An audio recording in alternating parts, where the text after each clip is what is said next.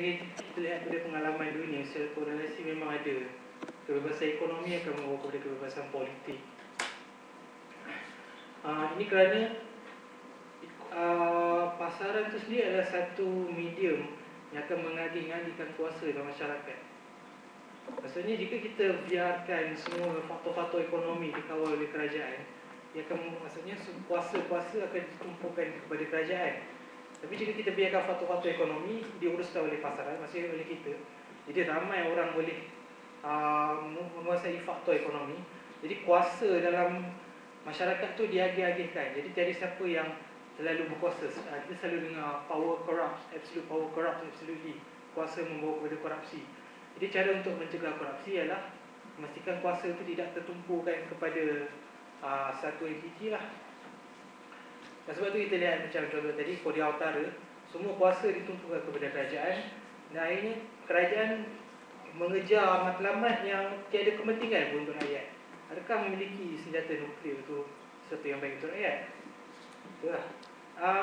Ada yang bertanya, bagaimana kebebasan ekonomi dan kebebasan sosial? Adakah bila kita membebaskan ekonomi, dia akan bawa sekali gejala-gejala sosial apa semua tu? Saya percaya pada masyarakat. Saya percaya pada nilai dalam masyarakat. Jika nilai dalam masyarakat tu kuat, kukuh, kita boleh survive, tak kisah di bawah sistem ekonomi apa kita hidup. Macam tadi contoh Ustaz tadi, macam mana masyarakat Amerika yang dikatakan kapitalis, sekular, tapi lebih Kristian daripada Britain itu sendiri. Tunjukkan macam mana nilai agama tu boleh hidup di bawah sistem ekonomi. Itu menunjukkan kebebasan ekonomi tidak semestinya membawa kepada gejala sosial. Dan ambil juga contoh yang lebih dekat di tanah air, Malaysia dan Indonesia. Ada kajian dijalankan oleh Muslim Youth Survey. Dia buat survey lah antara anak-anak muda Malaysia, Indonesia, Brunei, Singapura. Dia mendapati pemuda-pemuda, anak-anak muda di Malaysia ada lebih konservatif jika dibandingkan dengan rakan-rakan mereka di Indonesia. Maksudnya kita lebih berpegang pada agama, tradisi. Lihat kembali kepada korelasi ekonomi tersebut. Di Asia Tenggara, Malaysia adalah ekonomi kedua paling bebas lepas Singapura. Itu menunjukkan, saya cuba menafikan korelasi antara kebebasan ekonomi dan gejala sosial itulah. Lebih bebas ekonomi tidak semestinya membawa kepada kebebasan sosial yang kita geruni, kita risaukan. InsyaAllah iman kuat, kapitalisme ke komunisme ke, kita boleh hidup. Bab komunis, saya ambil bidang sejarah, jadi saya memang banyak belajar sejarah. Bila saya berehat di prayer room di tempat saya belajar, mereka baru lepas pilihan raya, mereka berbincang lah. Ada seorang tu dia wakili ISOC Society, nak berpakat tak dengan seorang calon daripada golongan kiri ni. Lepas tu kawan dia kata, hati-hati, golongan kiri ni boleh membawa kepada boleh mengancam agama. Dan dia memetik contoh-contoh pengalaman negara-negara Islam di Asia Tengah, Kazakhstan, Kyrgyzstan, apa semua tu. Mereka menunjukkan macam mana 50 tahun di bawah empire komunis Soviet, institusi agama dimusnahkan kerana komunisme. Mereka tak percayakan Tuhan. Fundamental ideologi mereka adalah apa yang kita boleh pegang, material adalah semata-matanya. Jadi metafizik, benda yang tak wujud, itu khayalan, memang tak wujud bagi mereka. Tapi itu tak boleh bagi kita. Bagi kita percayakan Tuhan, kita percayakan keimanan, falsafah, semua tu. Dan itulah. IMF. Secara jujur saya bukanlah peminat sangat World Bank, IMF ni. Saya percaya pada kita sebagai individu, komuniti, kita boleh tentukan nasib sendiri. Tak perlulah dengar nasihat orang luar, orang kulit putih ni semua kan. Tapi lihat pada sejarah, IMF, World Bank ni adalah orang panggil institusi Bretton Woods yang diwujudkan selepas Perang Dunia Kedua, tak silap saya. Waktu tu perang dah habis, negara semua banyak berhutang, banyak benda nak repair ni. Boleh orang dalam maklumkan, boleh berperang. Jadi diorang fikir sistem kewangan, sistem mata wang macam mana yang sesuai untuk memulihkan keadaan. Jadi mereka pun mencipta ni lah gold standard, di mana Amerika Syarikat sahaja di bawah Bretton Woods ni, semua negara bebas dia nak tambat mata wang dia pada emas atau tambat mata wang dia pada mata wang lain. Jadi mata wang atau mata wang. Jadi selepas keputusan dibuat, Amerika seorang saja nak tambat mata wang dia pada emas. Negara di seluruh dunia semua tambat pada US dollar. Jadi itu yang membuatkan dolar menjadi sangat berpengaruh, disebabkan dia seorang saja yang keputusan tambah pada emas. Sebab cenderung manusia, kita nak mata wang yang stabil, kita tak nak inflasi terlalu tinggi yang berubah-ubah nilai dia macam rupiah kan. Inflasi tinggi bagi wang kertas imbang mana-mana pun boleh beli satu bentuk cawan. Jadi itulah kenapa sejarahnya kenapa dolar begitu berpengaruh, sebab dia dulu disokong oleh emas stabil, jadi orang percaya oleh stabilan. Dan mereka banyak tambat wang mereka kepada dolar. Tapi Amerika pun, diorang ni pun dalam kata kebebasan lah, keamanan lah, diorang pun suka berperang juga, ke Iraq, ke Vietnam. Tahun 1977 hutang perang Amerika terlalu besar, habis dalam putera-puteri ramai mati di Vietnam tu, duit pun habis.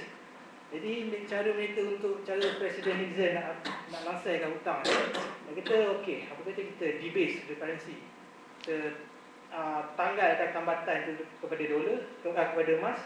Jadi bank pusat Amerika boleh cetak wang sebanyak mana untuk bayar hutang.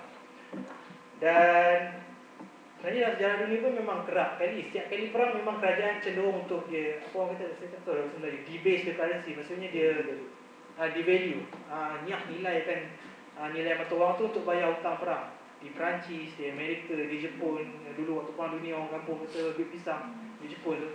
Duit tu tak ada nilai pun, Jepun saja dia cetak dia banyak-banyak nak bayar hutang. Tapi betul lah, bila cetak banyak tak dinilai juga.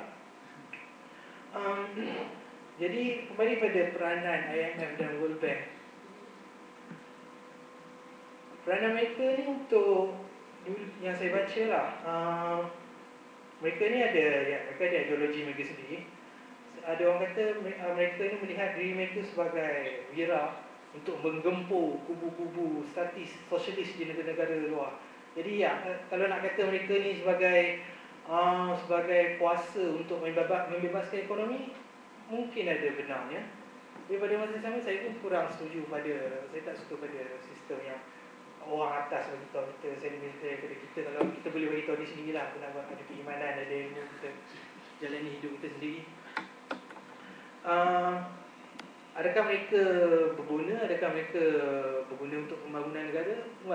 Sebagai contoh dalam pengalaman Malaysia, Korea, ialah jahat-jahat dia orang ni pun dia orang tolong kita juga. Waktu Korea tak ada duit nak bangunkan ekonomi, dia orang nak bagi duit walaupun ada syaratnya kan. Malaysia pun dari mana Ibrahim minta duit IMF, Mahathir pergi pecat dia kata ini IMF pengaruh asing. Lepas tu tak lama kemudian, lepas tu dia hubungi dia pun pinjam duit kepada World Bank.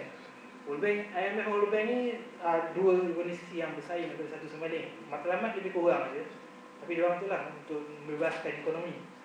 Jadi World Bank pun ada bantu Malaysia untuk keluar daripada kemelesetan ekonomi tersebut. Baru ni ada kajian di tempat saya belajar, LSE, dia kata orang selalu kritik IMF dengan World Bank ni kalau bagi pinjaman semua syarat-syarat ketat, dia suruh orang tutup sekolah, tutup universiti sebab nak bayar hutang semua tu. Tapi dia kata ikut kajian sebenarnya tak juga, dia orang ni betul langsung juga lah. Kalau ada rusuhan ke apa ke, baru dia nak ni. Cuma silapnya dia tunggu ada rusuhan baru dia nak betul langsung dengan kerajaan. Macam Indonesia pinjam wang daripada IMF, bila sampai Soeharto pun dijatuhkan, barulah dia okey relax, longgar-longgar, tak payah ketat sangat lah. Take your time to pay your debt first. Dan itulah dia orang ada baik buruknya lah. Organisasi antarabangsa macam IMF, World Bank. Dan bagi saya itu kewujudan medium antarabangsa ni peluang lah bagi negara-negara kecil untuk kita ada platform lah untuk berunding kan. Kalau tidak, kita tak ada platform langsung. Nak harapkan United Nations ada kuasa veto semua. So itulah, at least ada peluang lah untuk negara kecil untuk berunding. Terima kasih kepada saudara Hafiz, penerangan yang jelas ikut saya rasa mengenai IMF, World Bank. apa-apa yang tak puas hati boleh selepas ni lah, Q&A. Sekarang saya pergi kepada Ustaz mengenai, saya tertarik sebenarnya bila mana Ustaz kata tadi mengenai mata wang dan sebagainya, fiat money. Fiat money ni ialah duit kertas lah. Kita ada dua, satu lagi commodity money. Commodity money ni macam beras apa, dan commodity money ni dia boleh tukar jadi fiat money juga kadang-kadang, macam emas dan sebagainya lah. Ya. Dan kalau kita tengok kat sini Ustaz, Bank of England, I promise to pay the